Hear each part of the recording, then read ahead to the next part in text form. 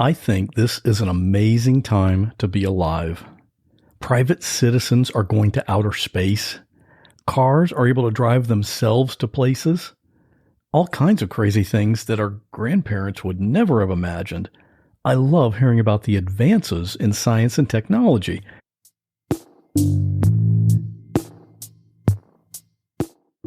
And what we're talking about today might seem like it's always been around, but it's actually fairly new. We're talking about the idea of surrogacy. Being a surrogate mother means you carry someone else's baby for them. And the first surrogate pregnancy just happened in 1985. Scientists and doctors just figured this out recently, during my lifetime. We're talking today with Emily. She lives in Canada, and she was a surrogate. I could tell when we first spoke that she was kind of an upbeat, positive person. I asked her, what made you want to be a surrogate?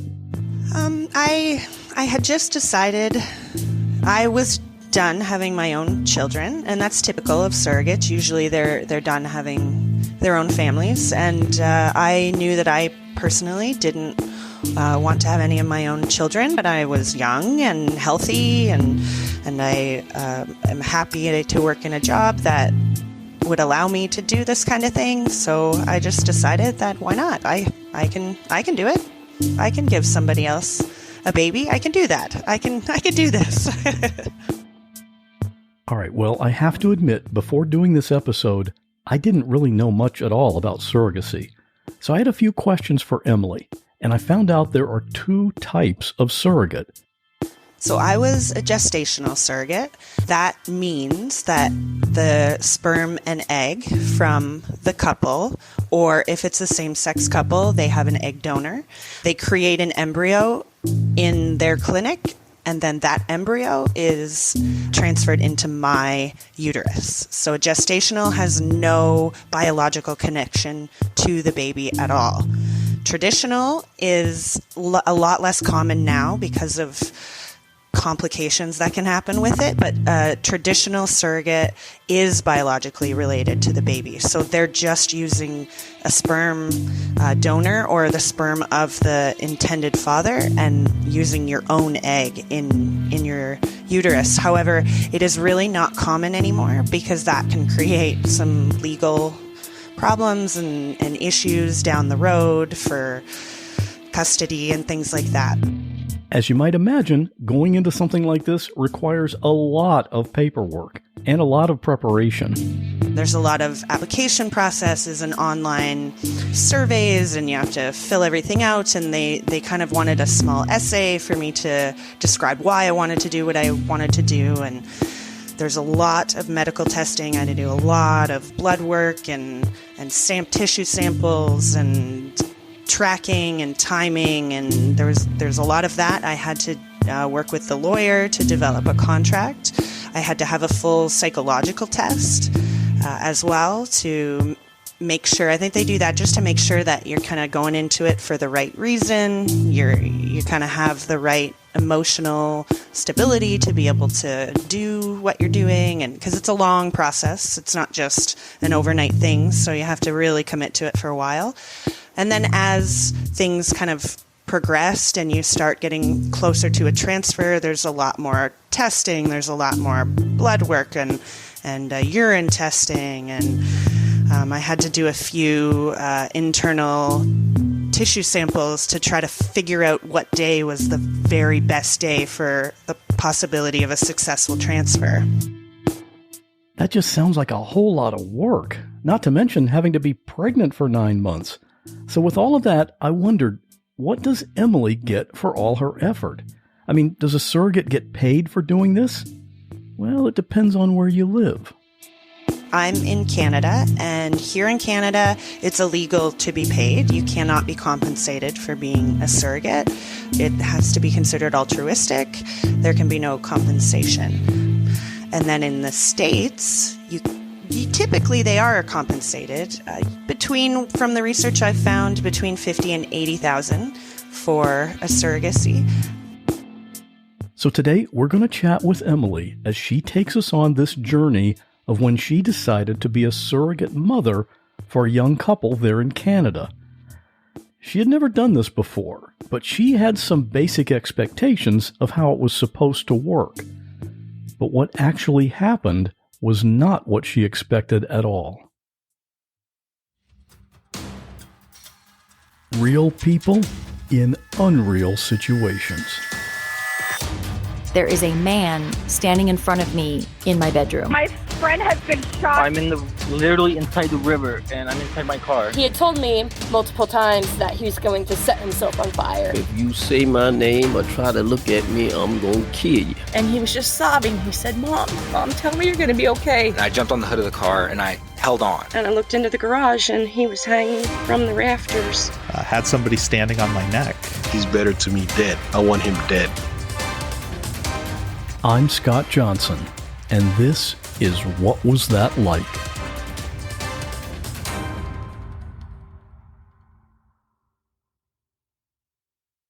The couple was Sarah and Brady, right. and they had applied to the agency, and you had applied to the same agency, and that's how you got connected. That's right. Yeah. The agency is called Surrogacy in Canada Online. They had applied. They were already part of it and had been for a number of months. Similarly to most couples or singles who are on there, they wait for a pretty long time. And then I had applied, and they were one of the couples that reached out to me after my profile went live. And we just emailed back and forth and kind of told a little bit about ourselves and where we were at in our lives and what we were kind of looking for. And they explained to me why they were looking for a surrogate. And I kind of talked about why I wanted to be a surrogate. And then that lasted for probably a month and a half of just chatting back and forth. And then we decided to meet. We went for coffee. They came to my hometown. So I chose a couple that is in my province of Ontario. They weren't international. International surrogacy adds a different spin on things. So it was nice that they were able to come to me and they were able to be there for a lot of the important things. So anyway, yeah, they came to me and we met for coffee and it was great. And we chatted for a couple hours and they were lovely and wonderful. And right away, I wanted to give them all the babies. I just wanted to, if I could make a baby overnight, I would have and given it to them. Like, they were just wonderful, wonderful people. That's got to make a big difference when you feel so comfortable or in an emotional bond with the couple. Yeah, for sure. I think it would have been a lot tougher especially to go through the whole process if you weren't close. I think it would be a lot tougher to be not so close. So what was the routine once the pregnancy began? How often did you go for checkups? How often did you meet with them? What was your process there? I'll start a bit before the pregnancy. So in order for me to get ready to be pregnant, we kind of had to trick my body into getting ready, getting all the hormones ready. I had to take a number of different hormone medications, shots every day, pills, a lot of different medications in order to get my body ready to receive the transfer. So I did that for probably 2 or 3 months, and then we did the transfer. It was in May, near the end of May. And luckily, the first one was successful, which in a surrogacy isn't always common. Sometimes you have to try a few times before an embryo implants. So luckily with me, it happened the first time, and all the days they did the test and predicted when to do it, it worked. So it took about 10 to 14 days to get a positive pregnancy test. And I mean, for probably 5, 6, 7 days straight, I was peeing on sticks and taking pictures and sending them to the parents. And I think I see a line. I think there's one there. And so, but after that, then there was a lot of going back and forth to the fertility clinic in their hometown, which was about an hour and a half away from me. So I would go there, oh goodness, probably once or twice a week. minimum so that they could do all the blood work. They could monitor everything. I had ultrasounds a lot, many more ultrasounds than a typical pregnancy would have, just because they want to make sure, they want to keep an eye. So I stayed with the fertility clinic in their hometown, working with their doctors for about 3 months, for maybe 4 months, the first trimester, a little bit beyond. And then after that, once the 12 weeks hits, the first trimester is over, I can stop taking all of the shots and all of the medications because your body has accepted and you can continue on. Your body's producing the proper amount of hormones to keep baby growing strong. So I didn't have to take any of the medications anymore, which was nice because I had been taking needles in my butt for about 5 months, 6 months. So I was over it. It was a lot of needles. Happy to be done with that, huh? I was happy to be done with that. Yeah. So that happens at the end of the first trimester. Then I can stay in my hometown. I get my own OB/GYN and I'm able to continue my appointments with them, which is still more appointments than typical. I was seeing them probably every 2 weeks for the majority of the pregnancy. I had quite a few ultrasounds as things were going on, just to monitor everything. Well, after the first trimester, it progresses more or less like a typical pregnancy other than the amount of appointments you have to go to. But there's no more needles. There's no more medications. Your body's ready to go. It's doing the right things. It's growing baby strong, giving all the nutrients. So you just kind of hang out and you hang out with baby, sometimes watch Netflix and you go to appointment. Our due date was February 5th of 2020. And I ended up delivering on February 6th, 2020. But I actually went into labor on the 5th, but I didn't end up delivering until the 6th. So it was pretty close. Up until that point, like everything was great. It was all wonderful. All the tests came back great. The baby was growing as he should be. He was checking off all the boxes and it was just a completely healthy pregnancy. Everything was as it should be. All the appointments, yep, everything's looking great. So on the 5th, I started feeling contractions. I went into labor probably mid-morning-ish. I kept an eye on the contractions. I was timing them. Everything felt as normal as I think it's supposed to, because I had already done it. It felt the same as when I was pregnant with my daughter. And then I called the hospital, told them, I think it's time. I went in at about 8:30 at night, and the baby was born by 11:30 at night, just before midnight on February 6th. And did Sarah and Brady did they meet you at the hospital, or when did they show up? When we got there, we had to be assessed by a few different doctors.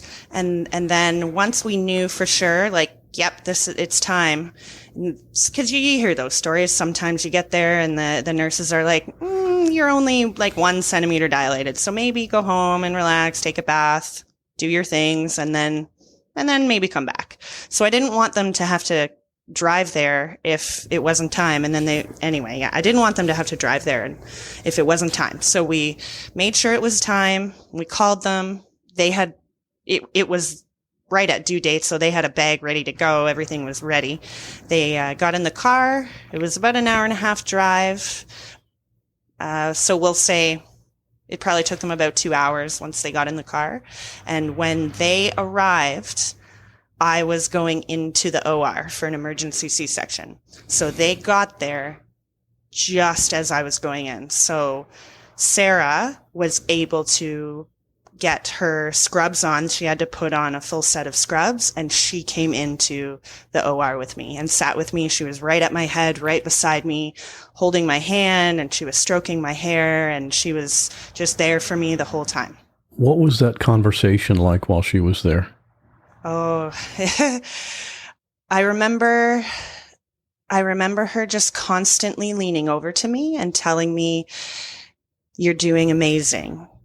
this is amazing. You're so amazing. Just keep on going, like just all kinds of really, really supportive words and talking. And she just was a really good calming presence for me. She made me feel like somebody was there with me the whole time. And even after her son was born, I remember having to look at her and say, go see your son. You don't need to stay here. Go see your son. And so she's like, are you sure? Yeah, I'm sure. Go see your son. Why did you need an emergency C-section?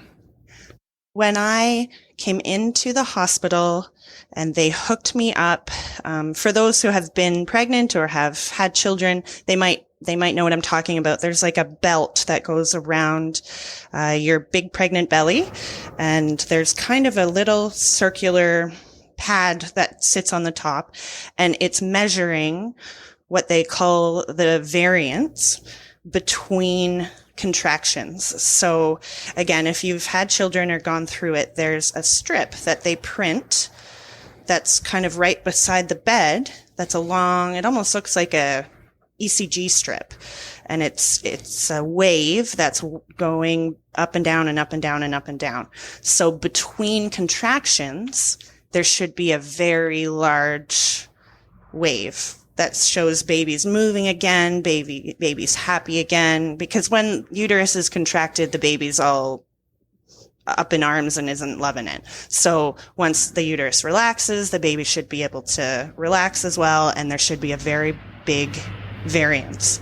However, when they hooked me up, there wasn't a very big variance. It was just kind of the same the whole way, whether I was in contraction or not. So they hooked me up and they tried to find the heartbeat, which instantly I was terrified because I'm like, oh my goodness, something's wrong. But they found the heartbeat and he was beating strong. It was 150, 160, which is normal. So that was a moment of absolute relief because I was like, okay, good. Oh my goodness. So they had the different doctors come in. There was the resident and there was the student and all the different medical doctor levels came in and they were all checking me out and telling me what they thought. And a lot of people were coming in and going, oh, that's strange. I'm going to go talk to this person and see what they think. And there was a lot of like collaborating on what they thought was going on. That was probably about an hour and a half of that till they kind of started to realize like, what is this and why is it happening? So they moved me into a delivery room. At this point, I was still just in a regular checkup type of room. And they moved me into a delivery room and they were giving me an epidural, which was fantastic because with my daughter, I didn't have an epidural. I lived in a small town and they didn't have anesthesiologists on call. So it was nice. Anyway, so they had given me an epidural and were kind of getting me ready for things. They told me I was about 5 centimeters dilated. And then they said they wanted to break my water, which hadn't broken yet. So they did that manually. And they said that they found meconium in it, which meconium is like baby poop in utero, which is very, very dangerous because baby can inhale it and then it gets stuck in their airways. However, that did not happen. They just noticed that there was baby poop, and that can sometimes tell us that baby's in distress because baby might get stressed and then poop and then he's upset. And anyway, so they noticed that, and with the variants and a few of them collaborating on what to do, they decided that they didn't want to wait for me to dilate fully to be able to have a vaginal birth, which is what I had with my daughter. They wanted to take me in for an emergency C-section. They felt that something was going on that was worrisome enough that they needed to bring us in and get baby out. Did they give you all this information, or were you just kind of left to wonder, wow, I wonder what's happening? They did. It helps. I work in healthcare. So I understand a lot of what they were saying, even if they weren't talking to me. However, the staff did a pretty good job of trying to include me in a lot of what was going on, and they were very sensitive and understanding of trying to give me the information. So I wasn't just kind of laying there going, what is happening? And I can't move because I've had an epidural. And I would imagine it's kind of a balance they have to go with in keeping you fully informed versus, telling you more than you need to know, or having you go into a panic, right, which would not help anyone. Right. Yeah. Yeah. And I'm sure they've seen a wide variety of that. I'm sure they've given lots of info and the person was stone-faced, and I'm sure they've given not very much info and the person is absolutely freaking out, and then all in the middle. So it helps that I have a healthcare knowledge already in my job. So I could understand a lot of the things they were saying without requiring them to have to really come over and give me a full explanation. So that was helpful. But yeah, and it also helped that I had already had the epidural, because as soon as they decided they wanted to do an emergency C-section, I would have had to wait longer to get an epidural if I didn't have it already. So luckily they had already done that, and I was more or less ready to go into the OR. We were trying to hold off and wait as long as we could to try to get either Sarah or Brady to be able to come in. I wanted it to be Sarah, but either one could have worked, and we were trying to wait, but eventually it kind of just, no, we gotta go. Luckily they got there on time. So they brought me into the OR, and there was a big team of people. And I remember laying there, and they set up there's a big curtain, so you can't really see what's happening, and you can't really feel your body. But at the same time, I can remember feeling like somebody was grabbing my hips or my waist and just like rocking me back and forth violently, almost to I don't know, they were cutting obviously and opening and getting baby out, but it just really felt like someone was grabbing my hips and rocking me back and forth. And I was laying there, and Sarah was sitting beside me and holding my hand, and they got baby out, and we heard him make a couple squeaking noises. And I remember looking over at the clock in the room. I turned my head and I looked over at the clock, and it was between 11:30 and midnight. I can't remember the exact time. And I turned to Sarah and I said, February 6th. And she said, yep, February 6th. I'm like, February 6th. February 6th is his birthday. And we both kind of had a little smile and a couple tears. And then I had to tell her to go see her son. The NICU team was in the room. They were waiting for the delivery. There was 5 or 6 of them as well in the room. There was a lot of people in this room. But the NICU team was there and waiting because of the meconium or the baby poop in my water before it broke. And because of the variants, or the not big variants, they were there waiting. And then when they took him out and they brought him over, the NICU was doing their thing. We could hear him making noises. So in my head, I'm laying there and thinking, wow, I did this. Wow, I did it. I did this thing. And there's a baby over there, and he's making noise. He wasn't crying, but he was like cooing kind of. He was kind of making some noises. I could hear him. The nurses came over to me and they said, we don't want him to cry because of the meconium. They want to be able to suction out his airways before he were to take a big breath or to cry. So in my head, that made total sense why he wasn't crying. I was like, yeah, that's totally, yep, do your thing. And, they were saying, we're going to clean him up and we're going to take him over to the NICU and do an assessment. And so they did. They cleaned him up, and Sarah went over and saw him for a minute, and then they were taking him over to the NICU, and Sarah came back to me for a minute, and then I had to kind of give her a push to say, go, be with your son. And so she did, and then they kind of stitched me back up, and I went back out into the recovery room there. And I remember seeing Brady. Brady came over to me and he gave me a big hug. I couldn't move. I was epiduraled into my bed.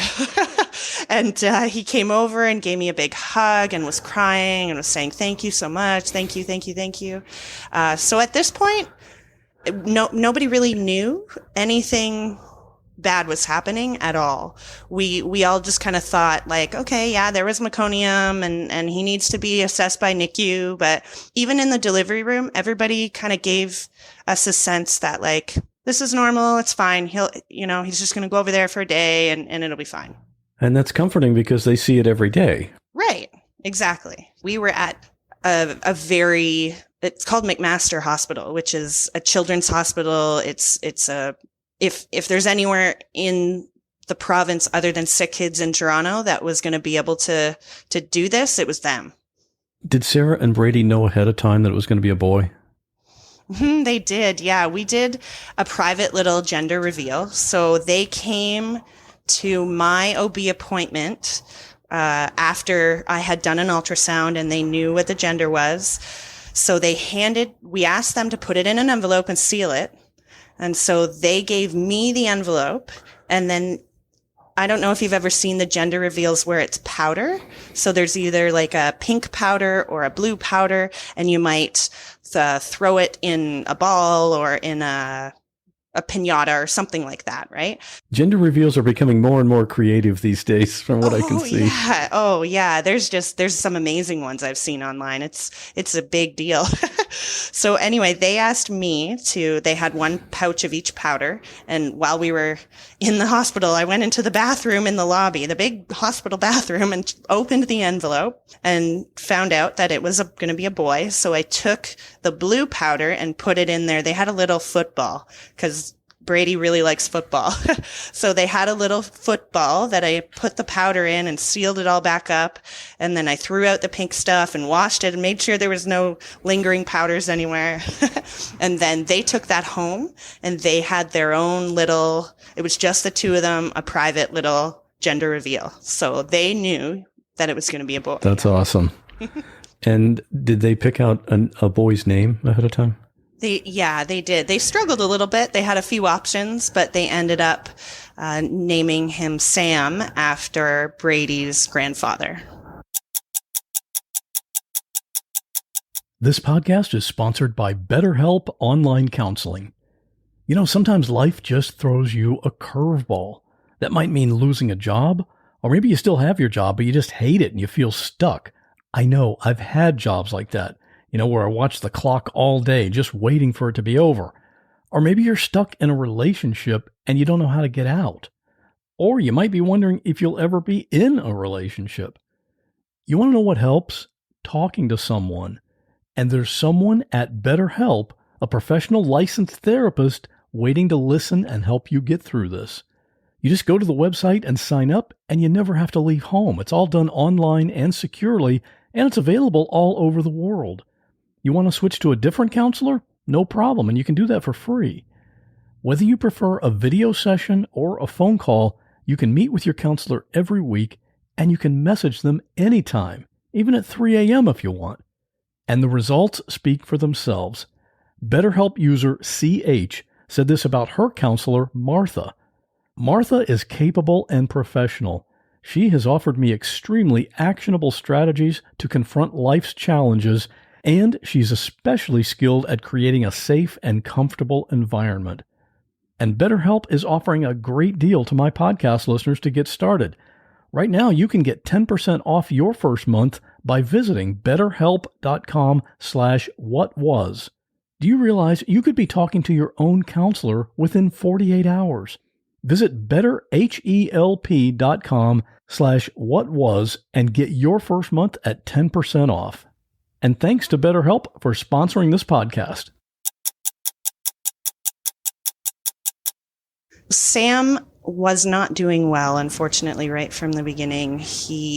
I didn't find out any of this until the next morning, but that first night, he was having multiple seizures. He couldn't hold up his own weight. He wasn't really making noises. He wasn't doing the things that babies should be doing. So they decided they wanted to try hypothermic therapy, which with brain damage sometimes can be helpful. If you can drop the temperature of the brain, it can sometimes reverse the damage that's been done to the tissue. So they had done an MRI prior. They had found that Sam had HIE. He was diagnosed with HIE, which stands for hypoxic ischemic encephalopathy. So hypoxic is lack of oxygen. Ischemic is lack of blood flow, and encephalopathy is in the brain.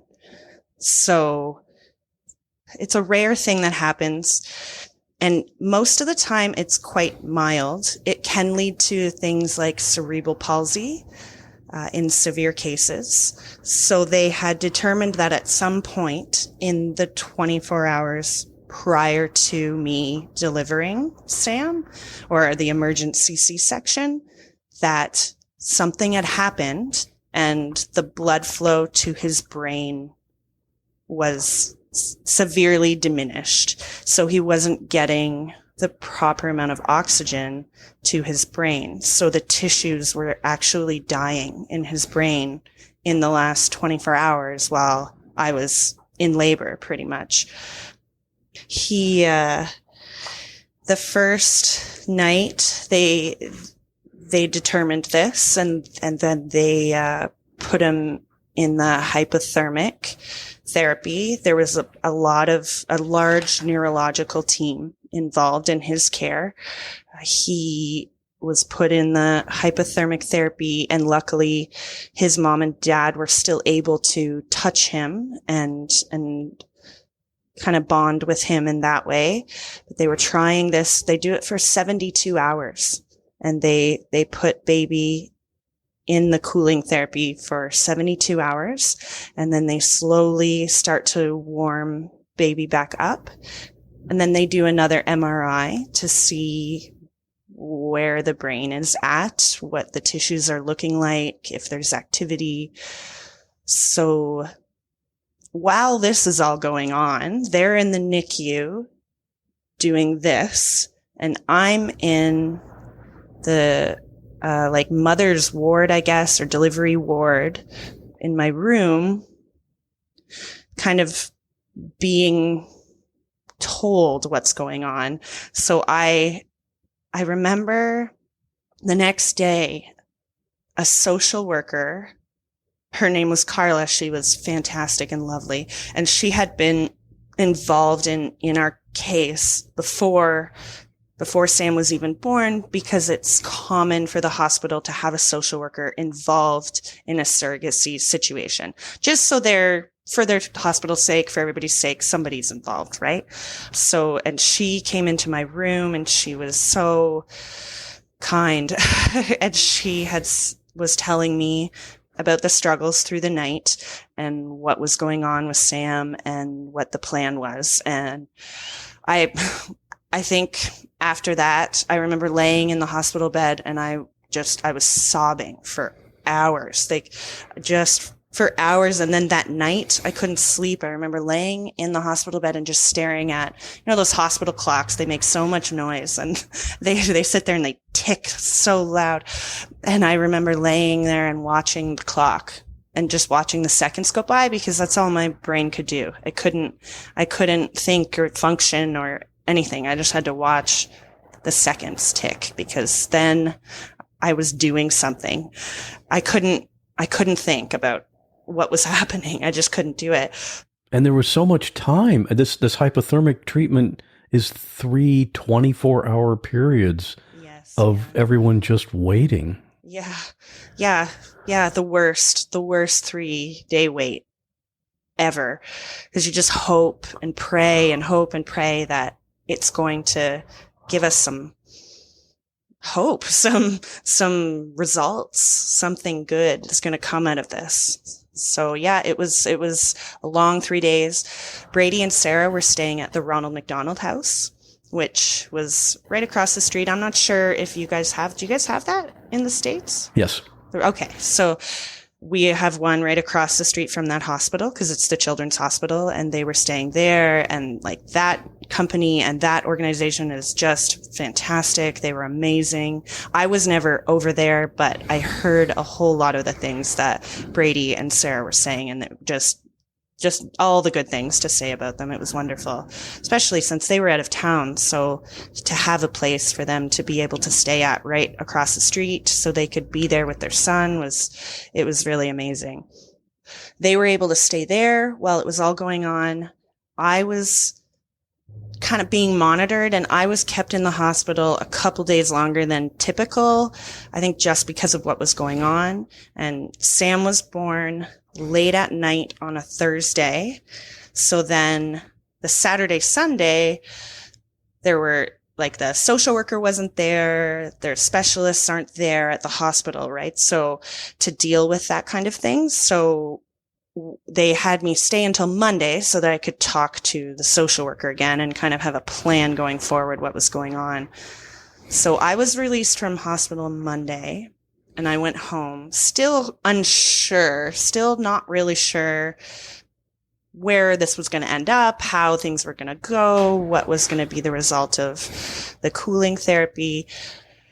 And I was still in touch with Sarah and Brady. They came to see me a few times while I was in the hospital, and they'd come over and talk to me and give me updates and tell me what was going on.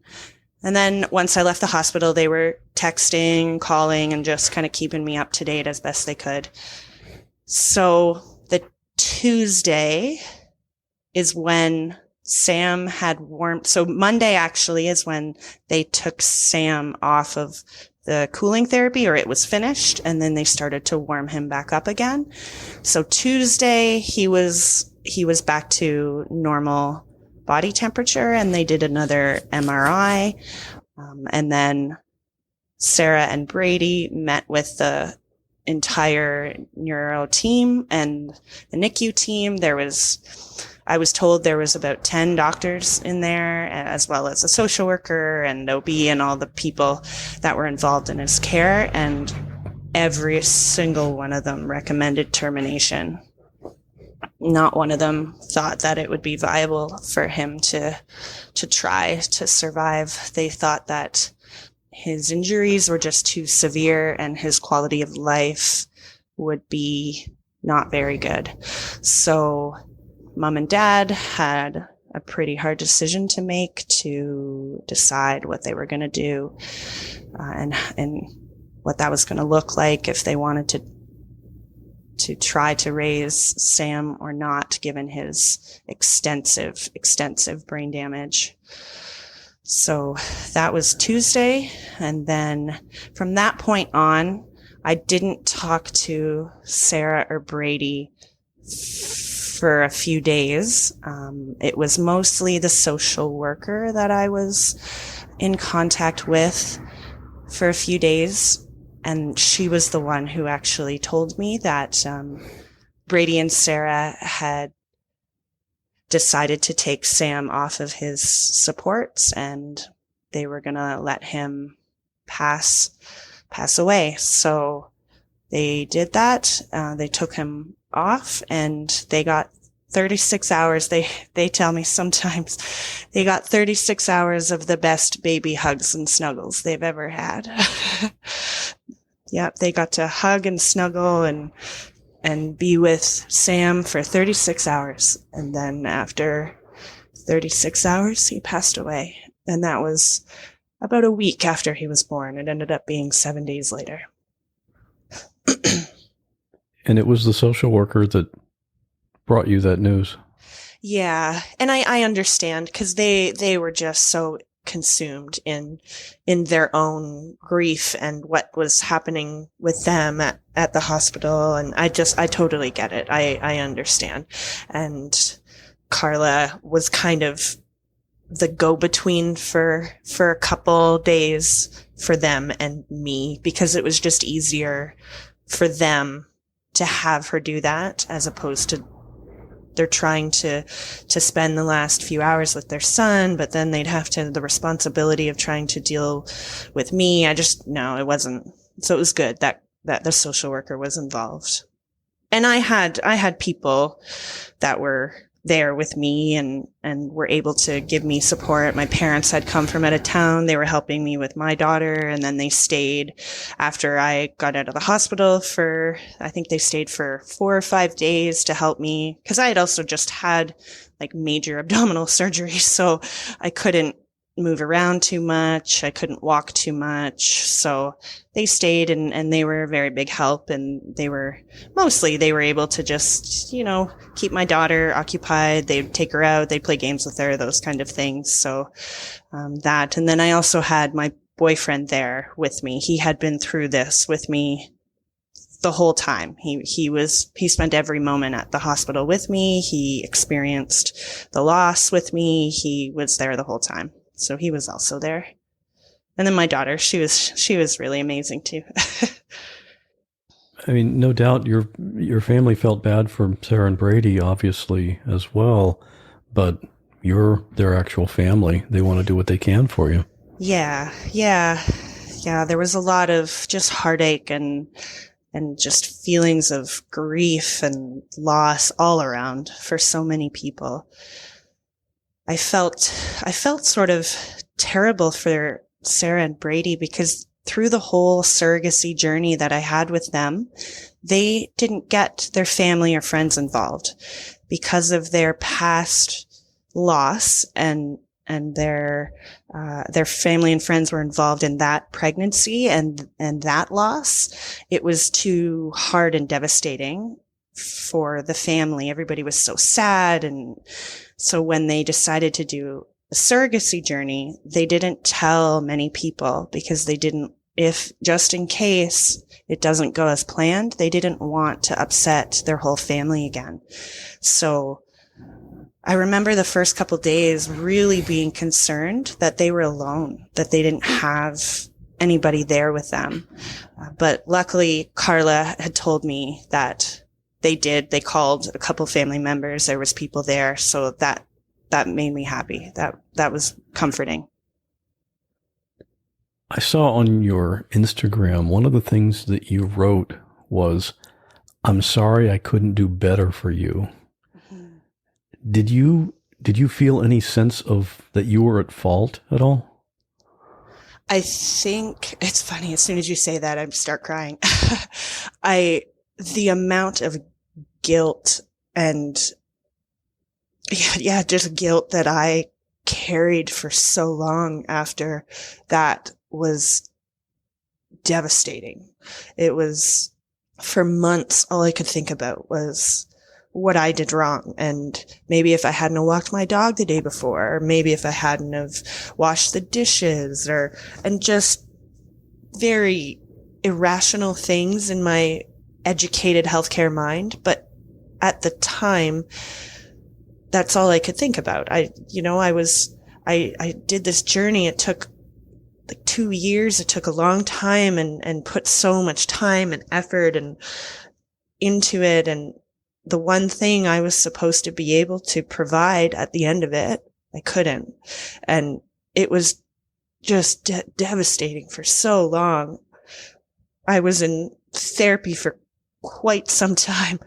The first 3 months after Sam passed away, was really tough. I remember there was days where I wouldn't get out of bed. I just couldn't. It was, if I made it to the bathroom, that was a big deal that day. I just could not function. I would get into the shower and then I would just sit in the shower for hours. I just couldn't function. It was awful. And, unfortunately at the time I had been dealing with some housing issues. So my daughter and I had decided to, relocate back to my hometown, which is a couple hours away from where we are now, or where my job is, and move in with, my boyfriend at the time and his kids. We had talked about it and decided that's what we were going to do.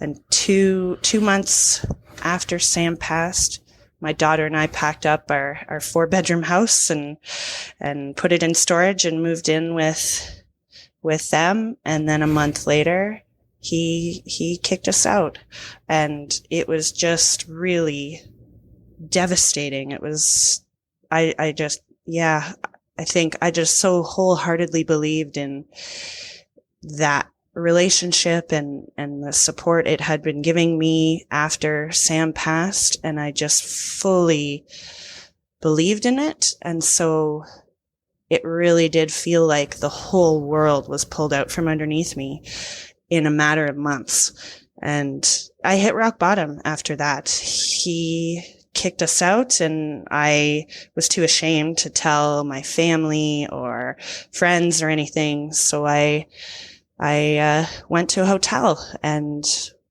I stayed there for a day, and then 2 days, and the second day I was there, I tried to take my own life. It was a depressive state that I just can't even begin to describe. It was a dark hole, a pit that with no ladder and quicksand below me. It was awful. Luckily, I wasn't successful in that, and I spent some time in the hospital after that, as I needed to. And then I started working with a couple more therapists. I already had my psychiatrist and a therapist I had been working with after Sam passed, and I just added more to my repertoire. And in those moments in the hospital, and I felt so terrible, but I knew I had to make a decision as to I was just going to stay in this pit or I was going to climb the mountain. It was one or the other. There's no in between. So I decided I was going to climb the mountain. That was it. And I have not looked back. No, I have not looked back, not one time.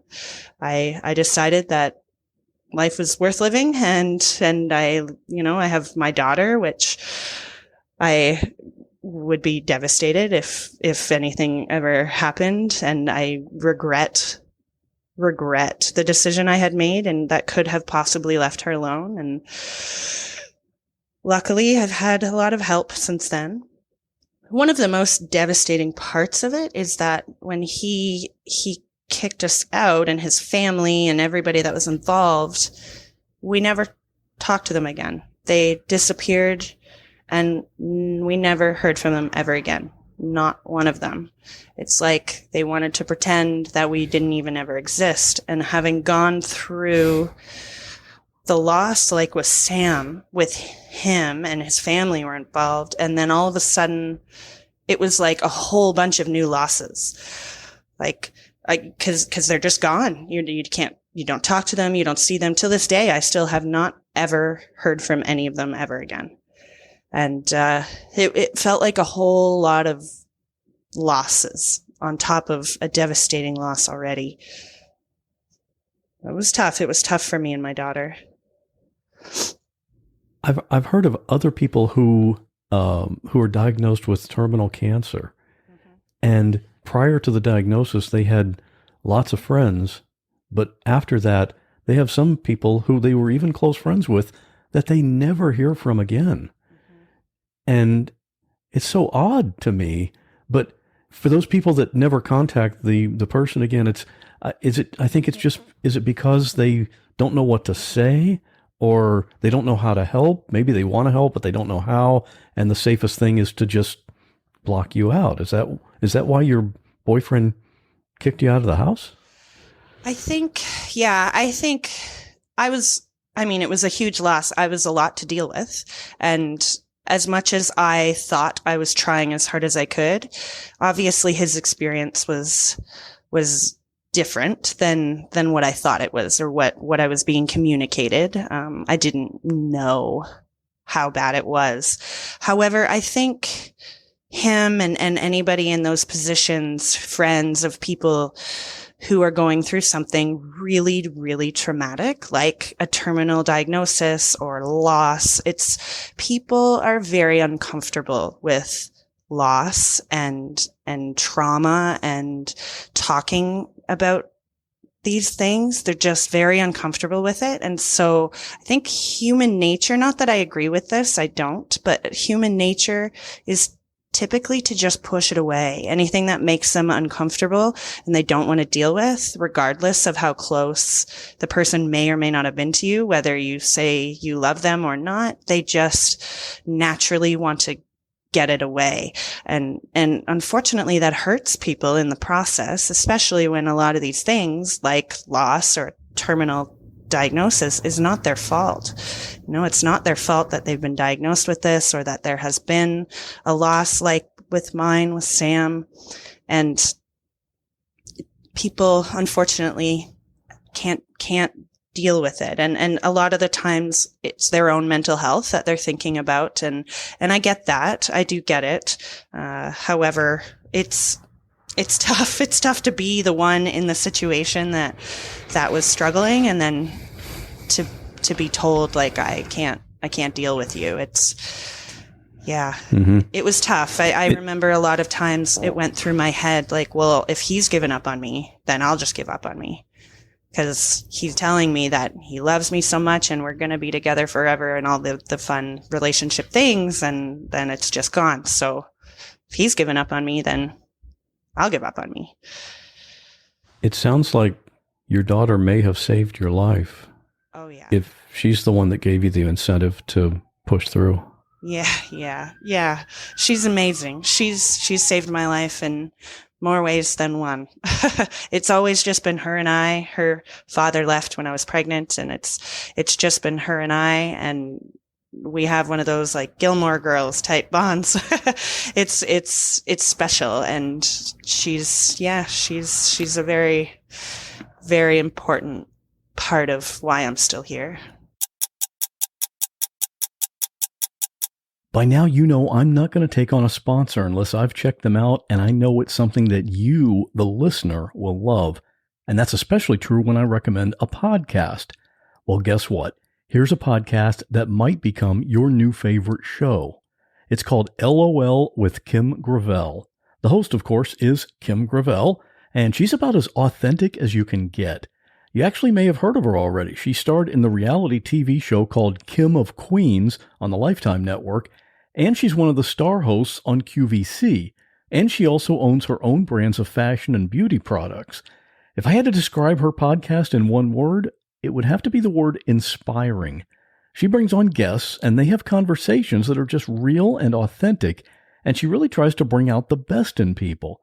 Sometimes the guests are people you've heard of, like she had Dr. Drew on for one episode, and sometimes they're people you've never heard of, like her own sister, Allison. That's the current episode that I just listened to. The two of them and Kim's co-host, Zach, got into a pretty deep discussion, and that's the kind of content I really like. What really intrigued me at first about the show was the first episode I listened to, the one where Kim was actually hypnotized on the show. That was a pretty cool thing to hear. Kim covers a lot of different topics like being a mom, aging, body issues, relationships, all those things. But what makes it great is that she does this through personal storytelling. And I know for a fact that you and I love great stories, and it's all professionally produced with top-notch audio quality. So check it out and let me know what you think. It's called LOL with Kim Gravel, and her last name is spelled Gravel. You can find it wherever you get your podcasts or at lolkim.com. And thanks to LOL with Kim Gravel for sponsoring this podcast. I spent all last summer with those therapists and my psychiatrist working on talk therapy and medications, and we got my sleep back on track because it was really struggling for a while. And you really, no matter what you're going through, you really can't heal if you can't have sleep. Sleep is so important to being able to process things and heal. So we got that under control, and I stayed. So Sam passed February 13th. So he was born on the 6th. He passed on the 13th. And then my daughter and I guess, essentially kind of became homeless at the end of May. So we spent the summer with my parents and my friends and just being surrounded by people that love us and making memories and having fun. I decided that I wanted to try some new self-care things. I got big into meditation, and I really value my time where I get to walk like my dog, and I listen to a lot of podcasts, and like Oprah's podcast last summer saved my life too. She's my girl. She was great. She has a lot of really good self-care things. So that was really helpful. I started running every day. I would just get up and I would run, and I wasn't training for anything, and I wasn't trying to follow a program. I would just get up and I would run as far as I wanted to, as long as I wanted to. That post you saw on Instagram, I had been going for a run that morning, and all of a sudden in the middle of the run, I just stopped and sat down and wrote that post. Because I was having a moment, and I was like, I think I know what I want to say now. It was like another therapy for me. It became a time when I could process things. It was an hour and a half every day that I knew I had that was going to be my time to think about whatever I wanted. I remember a few runs. I was running and I was formulating a letter, a fictitious letter that I would have sent to my ex-boyfriend or to his family, and things like that really helped. It helped to have the time to sit and think about that. It was very healing. Would you recommend being a surrogate to others who might be considering it?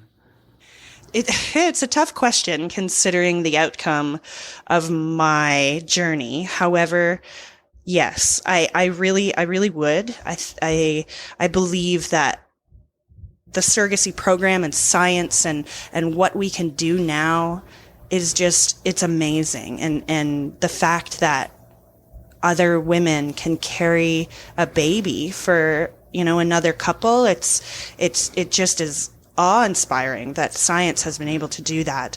And so I am a very rare case of this. It is almost next to impossible to find a story like mine with an ending that wasn't great. Most of them are just, it's exactly what you'd expect. There's a baby and everybody's happy and there's pictures and there's all the great things. And all the other surrogates that I became friends with on the website and the agency, and then they have a Facebook group that's just for the surrogates, and everybody kind of chats, and all of their stories are that.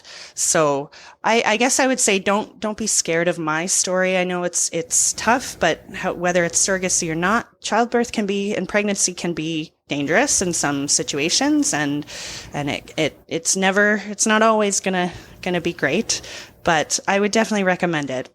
Even with the ending that I had, the life experiences and the things that I've learned and the friends that I've gained from Sarah and Brady, I would definitely recommend it. Yeah. Do you think you'll ever do it again? I actually offered to do it again for Sarah and Brady.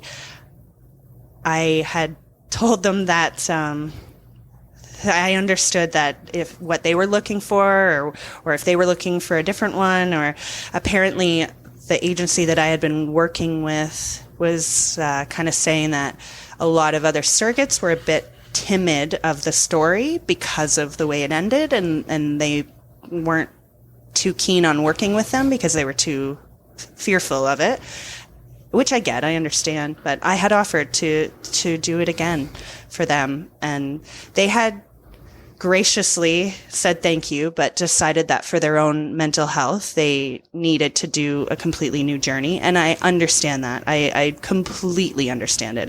I get it. However, that being said, I don't think I would do it again for a completely new couple or a new journey. I think because of the way it went down for me and the way the situation ended, it would be a really tough journey for me mental health wise. I think I would be very scared the whole time, and it would be really tough. So I don't think I could do it again. But it would have been really tough if you had done it again for them as well. You'd be just as scared. I mean, I just can't comprehend what a generous thing for you to offer to put yourself through that again. That's just amazing. I think there was a part of me that thought I still owed them. You know, like I had I'd signed up for this, and I wanted to give them a child. I wanted to give them a baby, and for a long time I didn't think I did. And I felt like I kind of still owed them that. With lots of work with my therapist and with myself and talking to my psychiatrist, I've come to accept that I did give them what I set out to give them. I did do what I set out to do. They had a son, and they will always have Sam. That's always going to be their son. So I did set out to do what I had originally wanted to do. It just unfortunately had a really tragic ending. Well, if it was a routine pregnancy and surrogacy, we wouldn't be talking about it on this podcast. That's true. That's true. Yeah. Yeah, surrogacy alone is very rare and uncommon. And then attach the tragic story of Sam, it just makes it a little bit more rare. If someone's interested in learning more about how to become a surrogate, where would they go? What are some resources that they would find? In Canada, you could go to surrogacy.ca. That's the Canadian agency that I was part of. There's lots of information on there. The girl that runs it, her name is Sally. She's wonderful. She has lots of information. She has been a surrogate herself. So it's a great place to get some information about being a surrogate, or if you're looking to try to find a surrogate. If you're intended parents that are looking for a surrogate in Canada, you could go there. International couples do come and apply to these as well. Like I had couples from Germany and Switzerland, China, Australia, a whole bunch of different places that had contacted me. So it's not just for Canadian couples. However, it is just for Canadian surrogates. And then in the States, it would be, I found one that I really liked called surrogate.com. And there's a lot of information on there about it.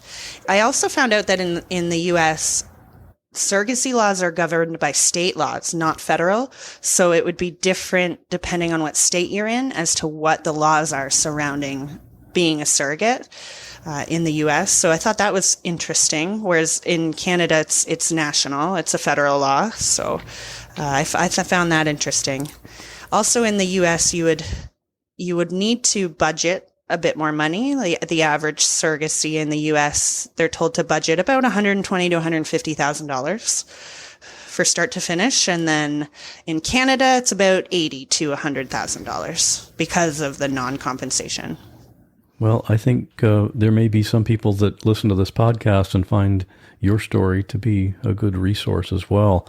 I mean, hearing someone that's actually gone through the whole process in spite of the outcome, I think is going to be helpful to people. Yeah, for sure. I remember wanting or hoping that I could come across somebody who had been through it while I was going through it. And it's tough. So yeah, I'm happy to answer questions or talk to anybody about their journey or whatever they'd like. I'm happy to do that. I'd love to get some more attention to surrogacy and the surrogacy programs, as well as pregnancy and infant loss. It's kind of a taboo topic in the world, unfortunately. It's really too bad because, if a child loses a parent, they're considered an orphan. If a spouse loses a partner, they're considered a widow. But if a parent loses a child, there's no name for that. It's like we just have to kind of try to forget that it even happened and move on. And it's these losses, whether it's miscarriage or neonatal or infant, they're just devastating for parents and families. And I really would like to bring some more awareness and just the ability to have open conversations surrounding it, that it's not a taboo topic, that it's okay to talk about these losses. It doesn't have to scare everybody. So in Canada, there's a really great resource. It's the PALE Network, Pregnancy and Infant Loss. And they have some great resources there. They have support groups. And then in the US, they have babystepsfoundation.org. And that's a support for pregnancy and infant loss as well. So if you're experiencing any of these things, unfortunately, there are some great resources out there, from people that are there to talk to you, to help you through it. And you're not alone. There's tens of thousands of parents every year that go through miscarriage and pregnancy and infant loss, and you're not alone. Reach out. October is International Pregnancy and Infant Loss Awareness Month, and October 15th is Pregnancy and Infant Loss Awareness Day. And internationally, they try to do what we call the wave of light on that day. And at 7 p.m., no matter where you are in the world, you light a candle and you keep it lit for at least an hour. And then every time zone across the world will have like a wave of light to remember all of the infants and babies that were lost too soon in the world. If you'd like to contact Emily, her email address will be in the show notes for this episode at whatwasthatlike.com/90. I'll also have links to the other resources she mentioned. When I planned the date for the release of this episode here in October of 2021, I had no idea that October is International Pregnancy and Infant Loss Awareness Month. I like how it worked out though. And in keeping with the pregnancy theme, 1 week from today, we'll have a special bonus episode. This one will be full of listener stories about childbirth. I think you'll enjoy it. And the newest Raw Audio bonus episode, Raw Audio 18, is live right now and available to $5 a month patrons. Not to mention, you get new episodes of this podcast without any ads. In the latest episode, a woman calls 911 in a panic because her ex-husband is breaking in. Please send somebody. Send somebody right now. I think my ex-husband, is going to try to break in now.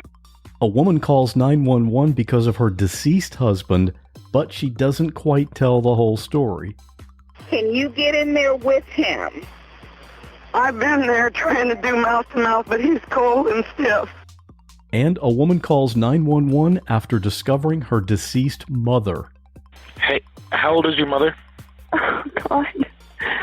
She's 82.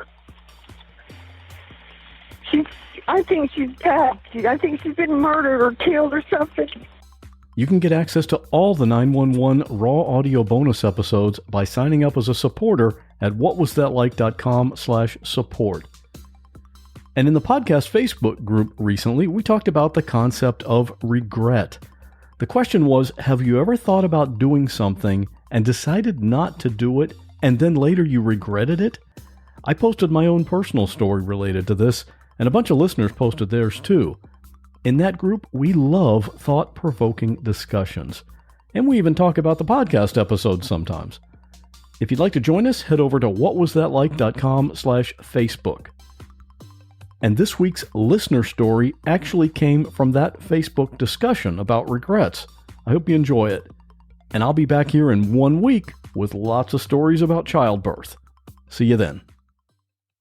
Hi, Scott. I'm pretty much addicted to your podcast. I binged listened to it till I was all caught up, and I can't wait for each episode that comes out. So keep up the good work. You had asked recently if people had stories about regrets that they have. And my regret involved a young man, I'm going to call him Joe. And I'd heard a rumor in the community that he was kind of a reckless driver. Not long after that, I heard that Joe was dating my friend's daughter. And we weren't close friends, kind of acquaintances. You know, we knew each other's names and each other's children. And I'm going to call the daughter Sue. So Joe was dating Sue. And I thought about saying something to Sue's mother about Joe's reputation for driving recklessly, but I thought, I don't really have any facts. It's just rumors, and I'm just going to try to mind my own business. Well, not long after that, Joe and Sue were in a car together, and Joe ran a stop sign, and Sue was killed. And the car that the other car involved in the accident had 3 people in it, and 2 of them died. It was a father and his teenage daughter were also killed in that accident. And ever since then, if I've had an opportunity to speak up for someone and try to advocate for them, I am just compelled to do that. The accident happened very close to my parents' home, and the family put up a little cross and a little memorial near that intersection. And so I think about that every time I visit my parents. And I'd just like to encourage other listeners to follow those little nudges, that inner voice that says, hey, something isn't right here. Because you never know, if we speak up, we may be able to impact someone's life for the good. We may be able to save a life. So keep up the good work. Thanks.